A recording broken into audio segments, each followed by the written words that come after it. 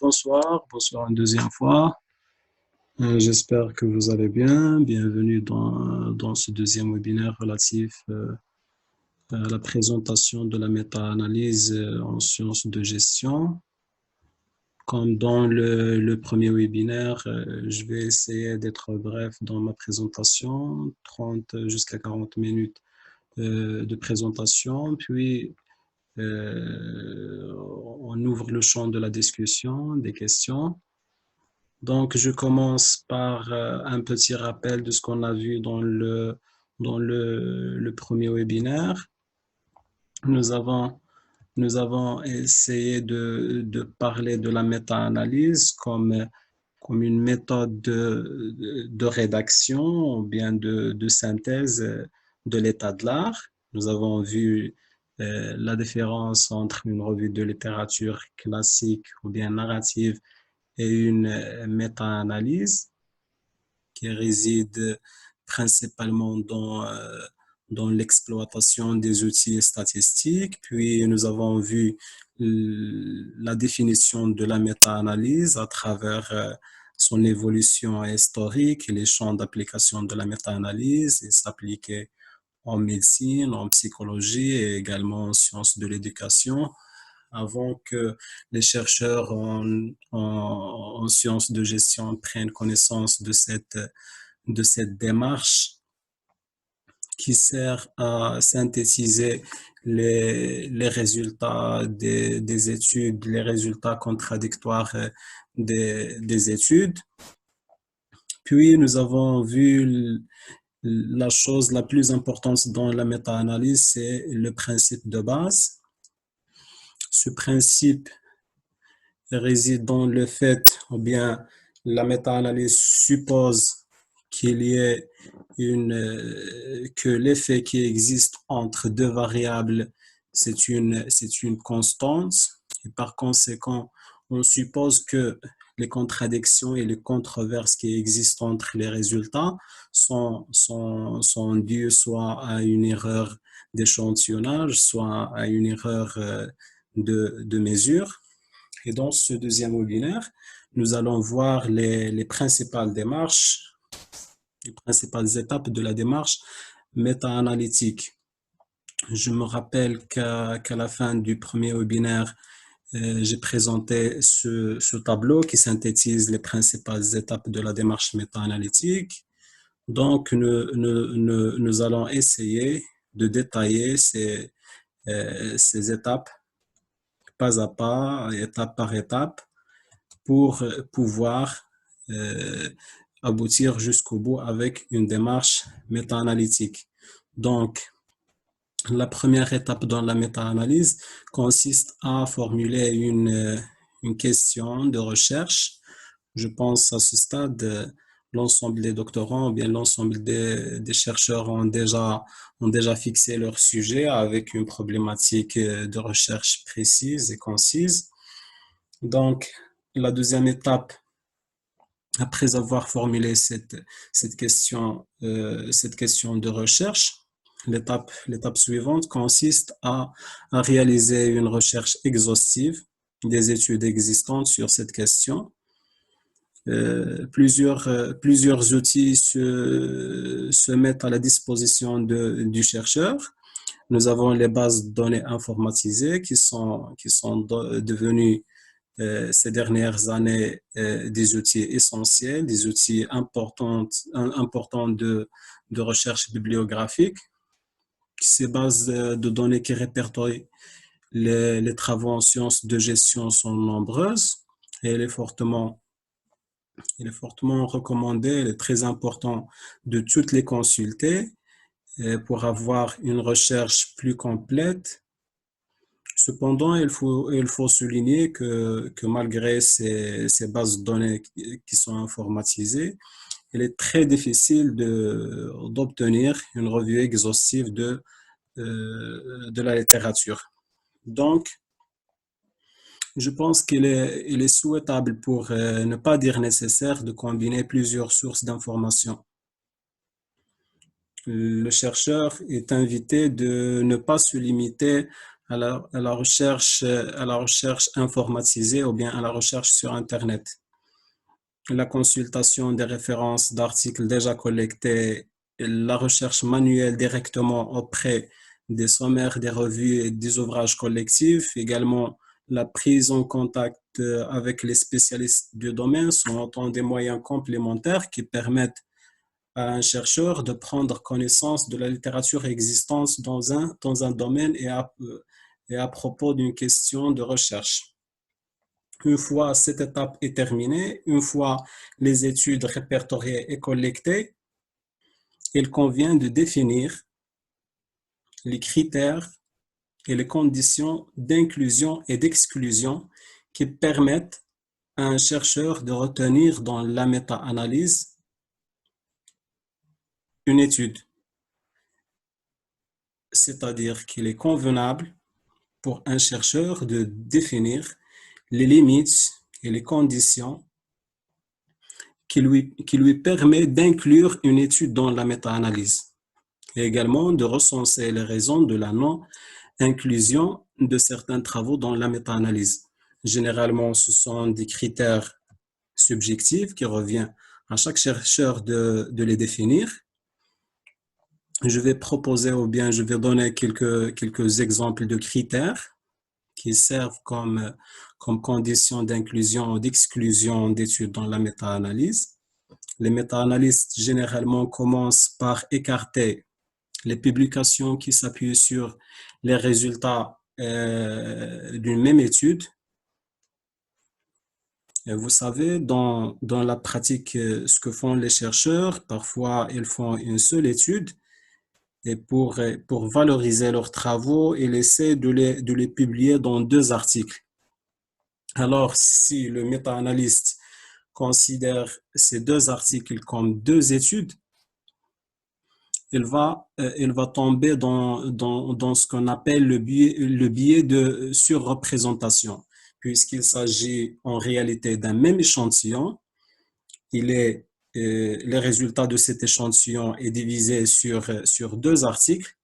Donc, c'est comme on va considérer, on va calculer un seul échantillon deux fois. Donc, pour ne pas tomber dans ce biais de surreprésentation, il est nécessaire d'écarter ces études qui s'appuient sur les résultats du même étude. Ensuite, comme critère d'exclusion, on peut dire que les études qui ne fournissent pas suffisamment d'informations pour calculer, par exemple, la corrélation ou bien pour calculer la grandeur d'effet que nous avons vu dans le premier webinaire, ou bien les études qui s'appuient et qui se fondent sur des méthodologies de recherche très différentes, il faut les écarter de la méta-analyse. Il n'est pas, par exemple, possible de combiner les résultats issus d'un modèle de régression linéaire classique avec les résultats issus d'un modèle de régression logistique. Comme critère d'exclusion également, je peux dire qu'il est recommandé d'éliminer certaines études lorsque le méta-analyste a des doutes à propos de la qualité de l'étude. Lorsque la méthodologie n'est pas bien claire, lorsqu'il doute ou bien lorsqu'il a des doutes que l'étude n'est pas de bonne qualité, il est recommandé de l'écarter. Donc, ce travail rigoureux et cette sélection rigoureuse des études à intégrer ou bien à inclure dans la méta-analyse, il permet de répondre à une critique souvent adressée et formulée à l'égard de la méta-analyse. On critique la méta-analyse puisqu'il mélange les pommes et les oranges. On critique la méta-analyse parce que le méta-analyste il est en train de combiner entre les résultats de plusieurs études. Donc, cette critique est confrontée par cette sélection rigoureuse qui permet d'exclure les résultats qui ne fournissent pas suffisamment d'informations ou bien qui ne relèvent pas du sujet de recherche. Il faut noter à ce stade que si tous les méta-analystes s'accordent pour dire qu'il faut sélectionner rigoureusement les études pour éviter un certain nombre de biais, si tous les méta-analystes s'accordent sur la recherche exhaustive, il existe un désaccord entre eux quant à l'intégration des études non publiées. On fait la remarque ici que les travaux non publiés sont généralement de moins bonne qualité. Qu'est-ce qu'on veut dire par les travaux non publiés? On parle particulièrement des cahiers de recherche qui existent dans les facultés, propres à chaque faculté. On parle également des parties de thèse de doctorat qui ne sont pas publiées. Et on parle également des actes de colloque qui ne sont pas publiés. Pourquoi ce type de travaux ou bien est considéré comme de moins bonne qualité? Parce qu'il n'est pas soumis à un comité de lecteurs qui l'évalue. C'est pour cela qu'il existe un désaccord entre les méta-analystes. Est-ce qu'il faut les inclure dans la méta-analyse ou pas? Dans la pratique, la majorité des méta-analystes ne tiennent pas compte des études non publiées. Et également pour une autre raison, parce que ces études non publiées sont généralement difficiles d'accès. À ce stade, quand on termine la formulation de la question de recherche, quand on termine la recherche exhaustive et également la sélection rigoureuse et argumentée des, des études à inclure dans la méta-analyse, on passe à l'étape technique. C'est l'estimation de la taille de l'effet commun. À ce stade, nous avons des données tirées des études retenues à l'étape précédente. Ils peuvent servir de base pour construire un tableau de travail qui permet de procéder aux différents calculs intermédiaires et pour aboutir à un résumé quantitatif choisi. L'obtention de ce résumé quantitatif, elle passe par deux étapes. Pour bien comprendre, à ce stade, nous avons les études sélectionnées, nous avons exclu ce qu'il faut exclure, nous avons inclus ce qu'il faut inclure, et on commence le calcul. Première étape dans le calcul, c'est le choix d'une grandeur d'effet. Et deuxièmement, il faut l'estimer, il faut le calculer. Donc, on commence par la première étape, c'est le choix d'une grandeur qui représente le degré de relation entre les variables. On va calculer une grandeur d'effet pour chaque étude. C'est comme on va calculer un indice propre à chaque étude. Pour ce faire, nous avons plusieurs techniques destinées à transformer les résultats et les informations statistiques présentées dans chaque étude. Mais ces techniques, elles diffèrent selon le type et la nature de l'étude. Nous avons des études de type expérimental, nous avons des études de type corrélationnel, recherche expérimentale et recherche corrélationnelle ou bien corrélative.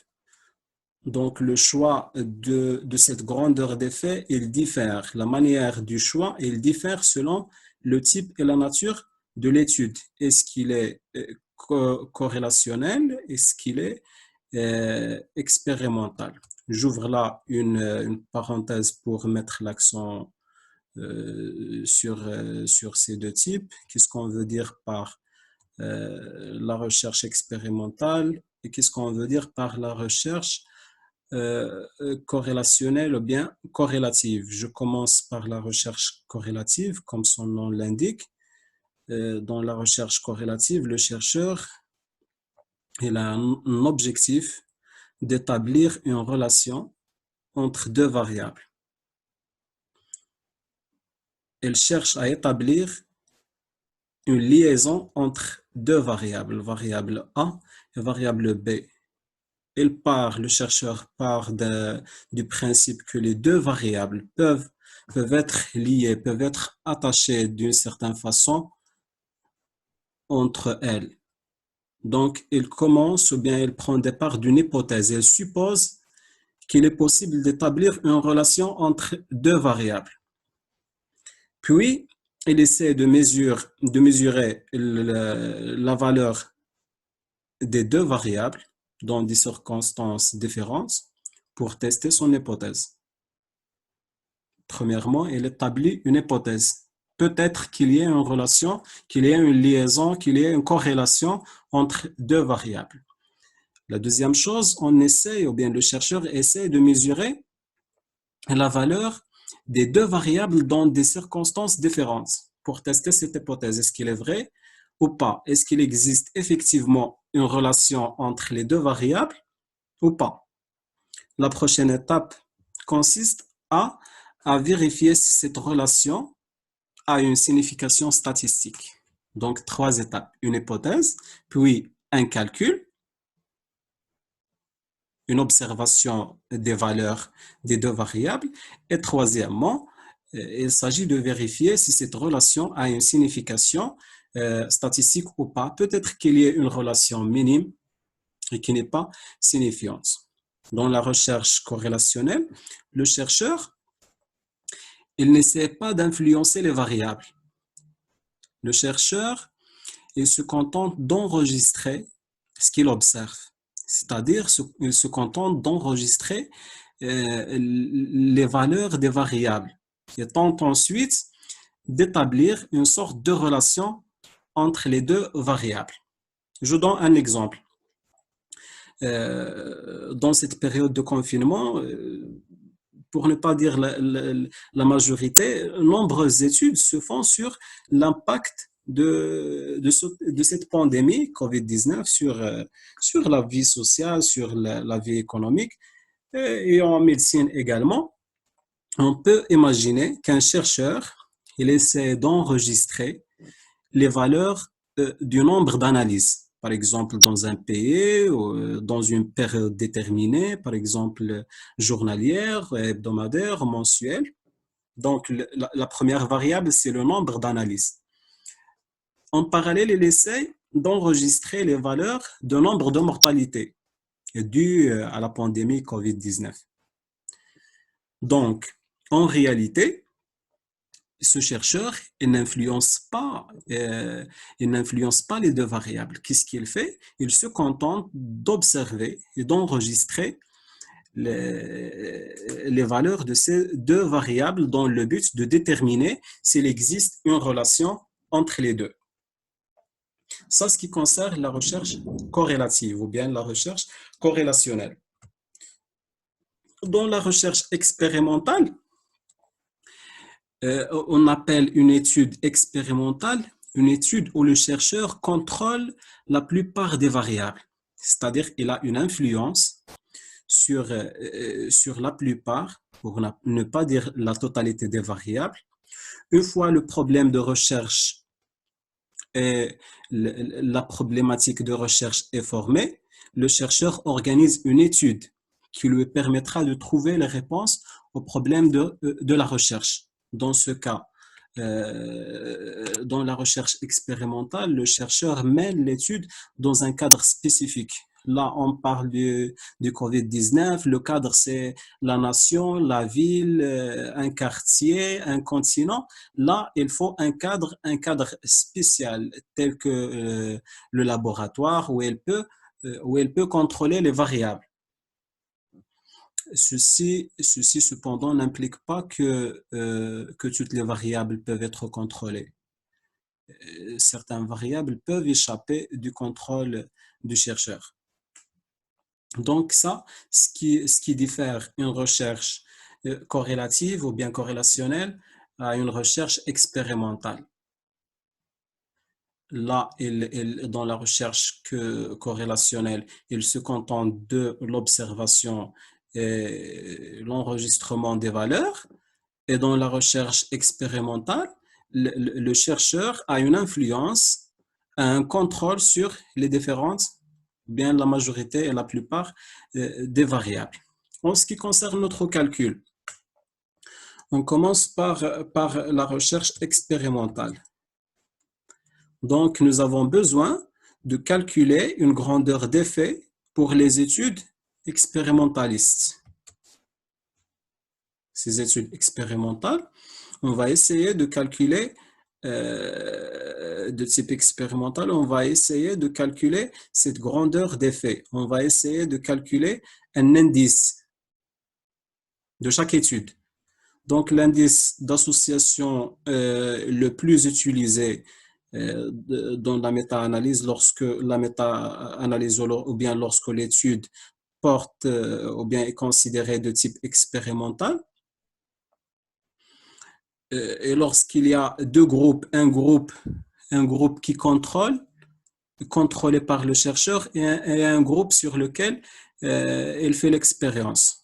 L'indice le plus utilisé, c'est le J de Edge. Donc, Edge a formulé une formule mathématique sous forme d'un indice d'association. L'importance de cet effet se calcule de cette manière. Nous avons Y bar E, c'est la moyenne du groupe expérimental. Donc, on calcule la moyenne du groupe expérimental. On calcule également la moyenne du groupe de contrôle.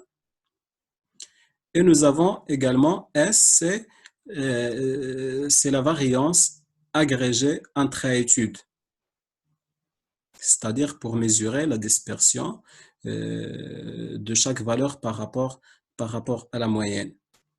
Ça, ce qui concerne les études de type expérimental. En ce qui concerne les études de type corrélationnel, nous avons besoin de transformer les informations incluses dans chaque étude en un indicateur d'association.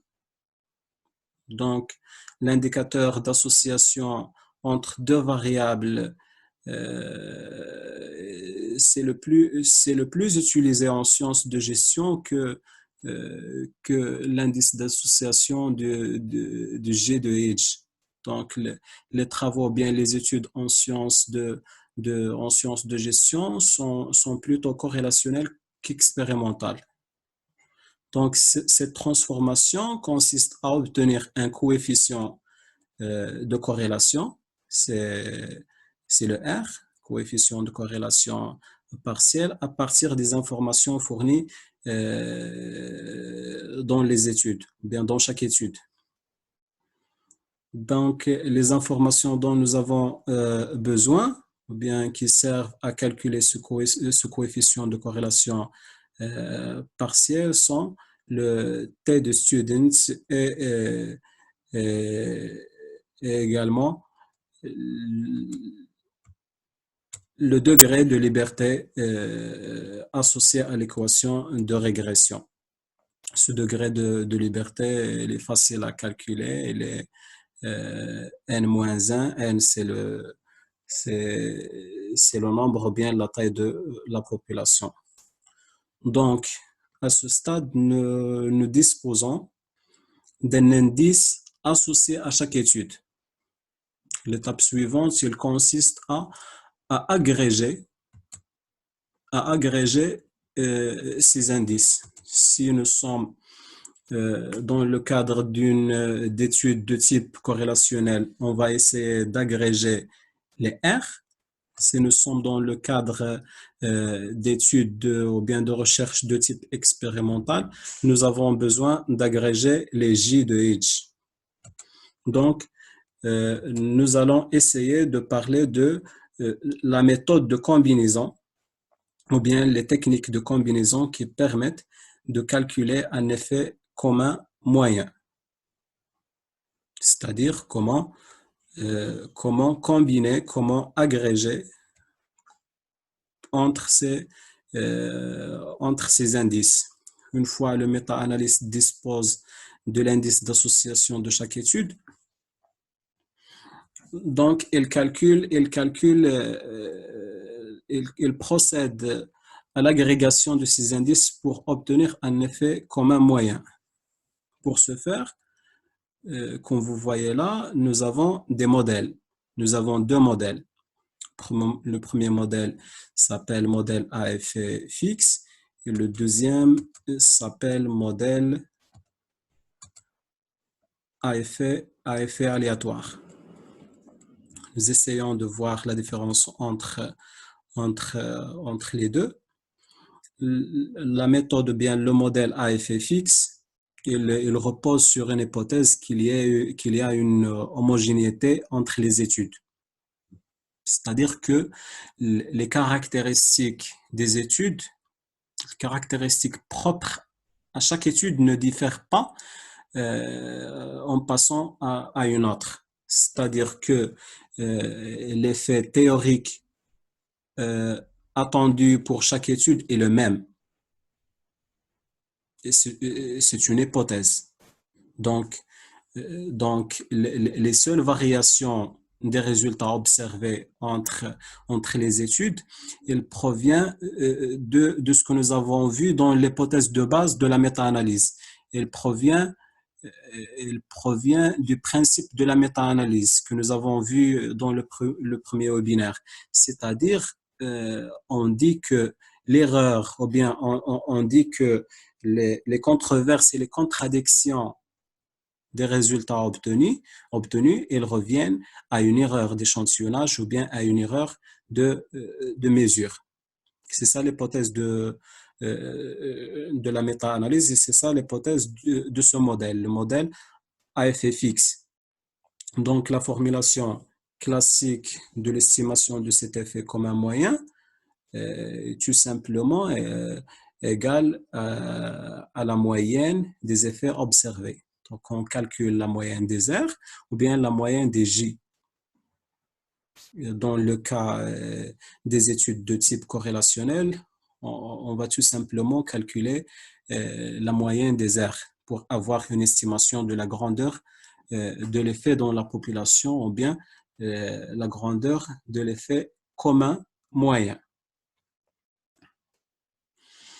Nous avons également une autre proposition dans le cadre de ce modèle, c'est de faire une pondération. Parce que chaque étude s'appuie sur un échantillon bien précis, bien déterminé, et qui diffère, cet échantillon, il diffère d'une étude à l'autre.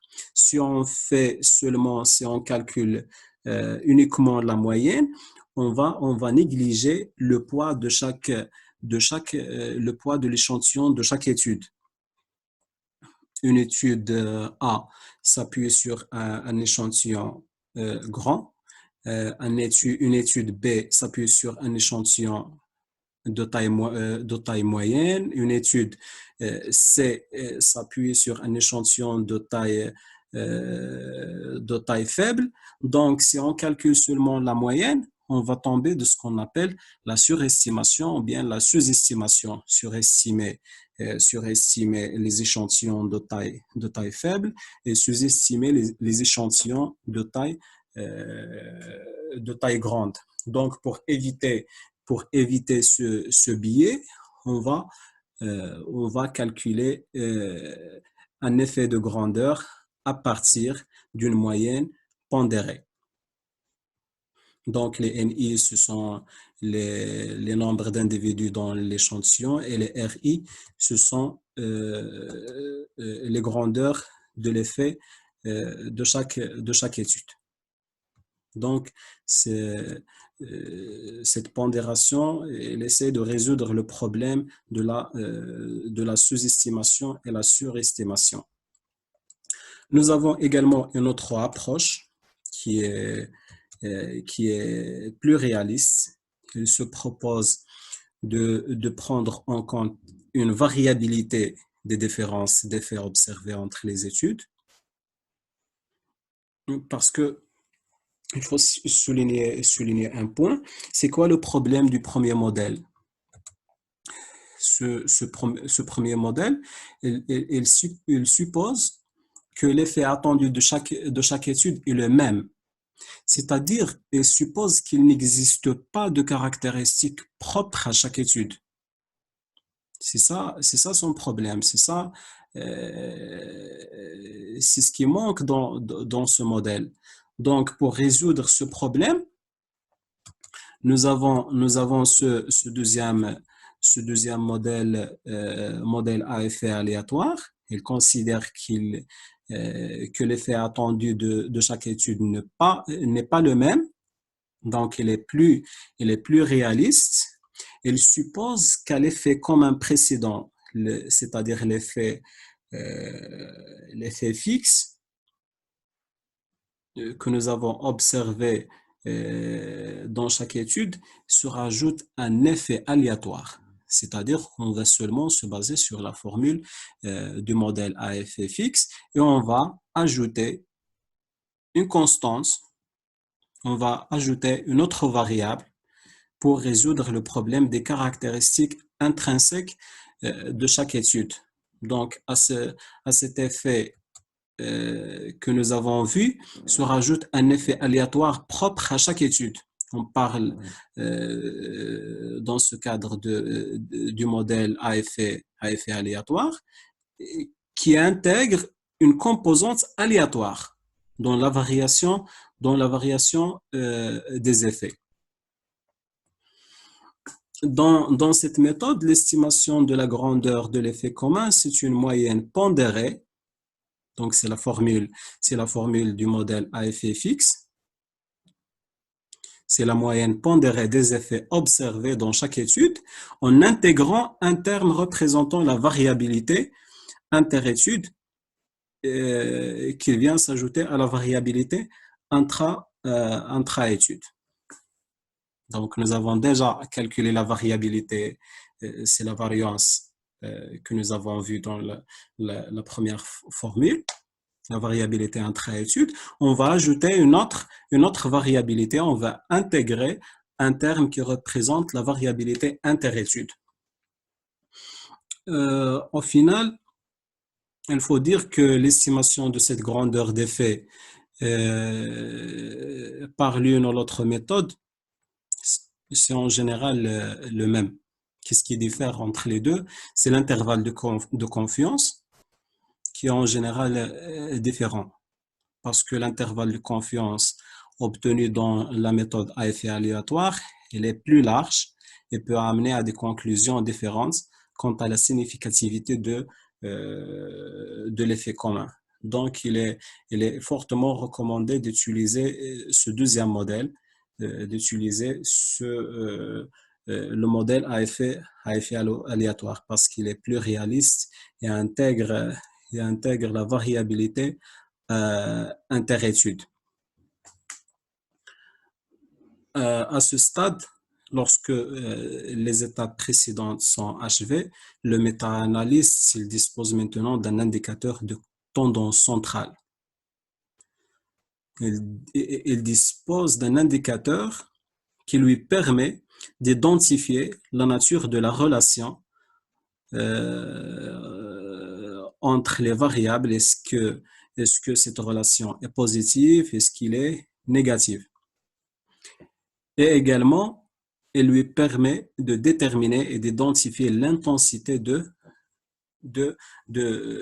cette relation. Également, le degré d'explication de l'un et de l'autre. Un dernier point avant de terminer, nous avons vu trois solutions pour expliquer, nous avons vu dans le premier webinaire, trois explications pour résoudre le problème des contradictions des résultats des études. Premièrement, nous avons dit qu'il peut être dû à une erreur d'échantillonnage. Deuxièmement, une erreur de mesure. Et troisièmement, il peut être dû aux caractéristiques intrinsèques de chaque étude. C'est-à-dire que les controverses entre les résultats ne reviennent pas à l'erreur du chercheur, mais elle revient, par exemple, au contexte de l'étude. Elle revient, par exemple, au secteur auquel appartiennent ou bien au secteur sur lesquels les études sont effectuées. Donc, pour savoir est-ce que l'erreur est due au chercheur ou bien est-ce que les controverses sont dues aux erreurs ou bien elles sont dues aux caractéristiques intrinsèques des études, nous avons besoin d'appliquer les tests d'homogénéité ou bien les tests d'hétérogénéité. Si le résultat nous dit que que les controverses sont dues aux erreurs, le calcul mathématique termine là. Le calcul statistique, elle termine à ce stade. Si les résultats ou bien si le test d'homogénéité n'est pas validé, on est obligé d'approfondir la recherche. On est obligé de chercher des variables modératrices qui représentent les caractéristiques propres des études. Donc, c'est ce que nous allons essayer de voir dans le troisième et le dernier webinaire. Nous allons essayer de voir comment appliquer les tests d'homogénéité et les tests d'hétérogénéité sont les mêmes. Deuxièmement, nous allons essayer de voir comment déduire les variables modératrices. Et dans un dernier point, nous allons voir comment interpréter les résultats obtenus à partir d'une méta-analyse. Sur ce, je termine ma présentation. Je vous remercie pour votre présence et nous ouvrons le champ de la discussion s'il y a des questions ou bien des points qui nécessitent plus d'éclaircissement.